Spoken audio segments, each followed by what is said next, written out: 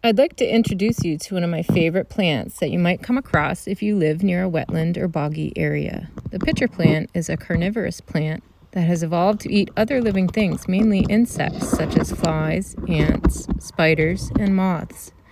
Insects are attracted to the brightly colored cup leaves that resemble a pitcher. The anthocyanin pigments in the leaves give them their red or purple color.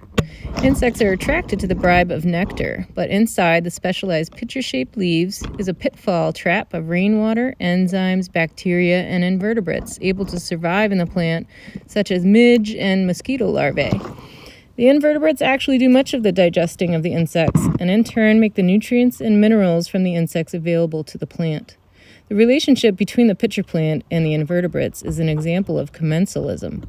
Commensalism is a long-term biological interaction or symbiosis in which members of one species gain benefits, while those of the other species neither benefit nor are harmed.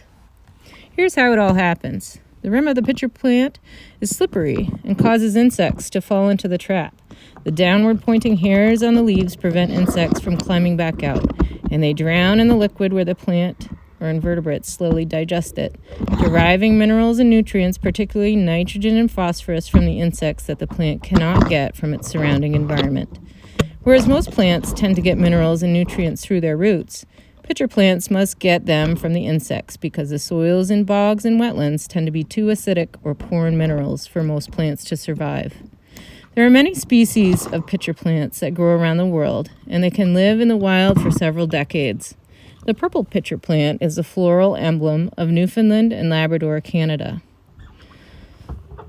Sarracenia purpurea, commonly known as the purple pitcher plant, northern pitcher plant, turtle socks, or side saddle flower, was used by the Native Americans and First Nation tribes as a medicinal plant, primarily for use in treating smallpox by means of a root infusion. Look for its beautiful, long-stemmed flowers blooming for a few weeks in the springtime.